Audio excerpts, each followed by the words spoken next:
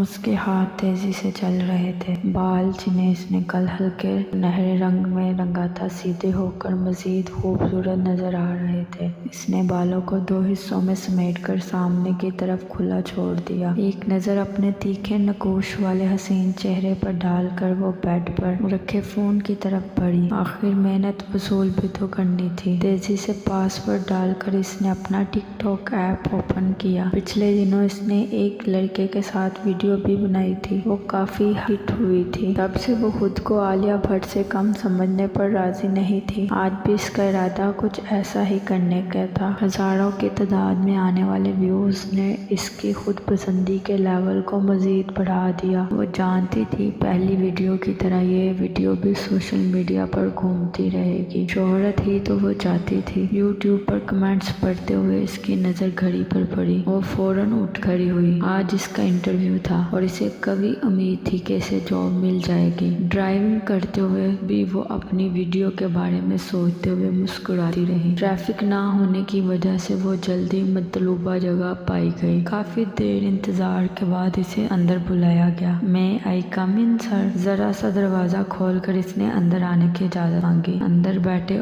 دیر عمر شخص نے کمپیوٹر پر نظر جمائے ہوئے جواب دیا۔ اندر آنے پر کرسی کی طرف اشارہ کرتے ہوئے اس کی طرف دیکھا اور جانے کیوں یمنا کو لگا جیسے وہ چونکا ہو۔ اس نے اپنی فائل اس کی طرف بڑھائی۔ "اس کی ضرورت نہیں۔" اس نے پوری طرح اس کی جانب گھومتے ہوئے مسکرا کر کہا۔ یمنا کی آنکھوں میں حیرت ابھری۔ "یمنا عزیز، رائٹ؟" اس نے آنکھوں پر جمی اینک ٹھیک کرتے ہوئے سوال کیا۔ "جی، آپ کی ویڈیوز بہت اچھی ہیں۔"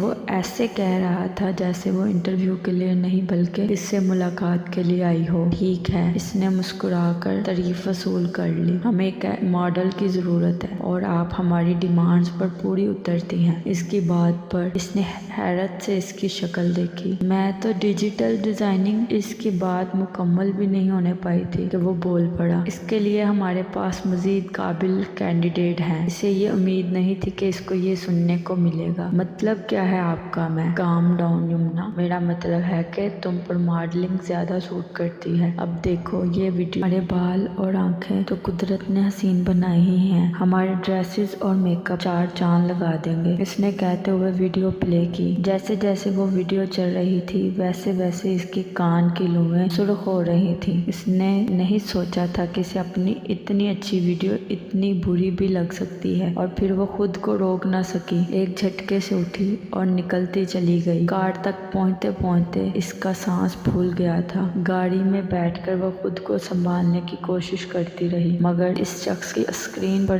گری نظریں یاد آتے ہی دوبارہ اس کا خون کھولنے لگا۔ بمشکل خود کو سنبھالتے ہوئے وہ گھر پہنچی۔ ابھی پورچ میں ہی تھی کہ خیال آیا کہ اسمارا آنٹی کی چیزیں واپس کر آئے جو کل وہ ان کے گھر بھول گئی ہیں۔ موڈ بھی کسی قدر ٹھیک ہو چکا تھا تو وہ پڑوس میں موجود ان کے چھوٹے سے گھر چلی آئی۔ ابھی وہ سیڑھیوں پر ہی تھی کہ اپنا نام سن کر لاشعوری انداز میں رک گئی۔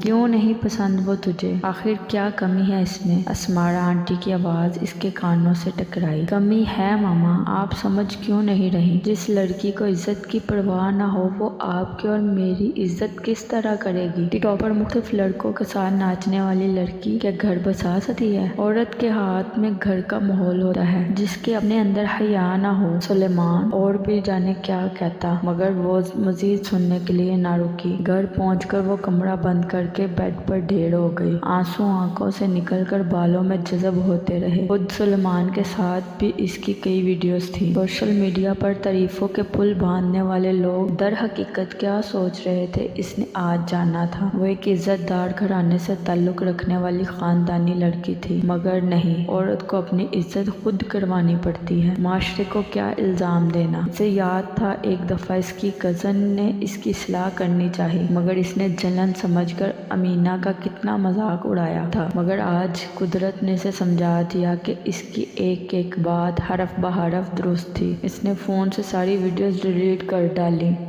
اکاؤنٹ ڈیلیٹ کرتے ہوئے بھی وہ جانتی تھی کہ وہ ویڈیوز ابھی بھی سوشل سائٹس پر موجود ہیں، مگر ان تک اس کی رسائی نہ ہونے کی وجہ سے وہ انہیں ڈیلیٹ نہیں کر سکتی تھی۔ اس نے دوبارہ سر تکیے پر گرا لیا۔ جو بھی تھا اب اسے اس راستے پر دوبارہ نہیں چلنا تھا جو صرف آگ کی طرف لے جاتا ہے اور آگ جلا کر راکھ کر دیتی ہے۔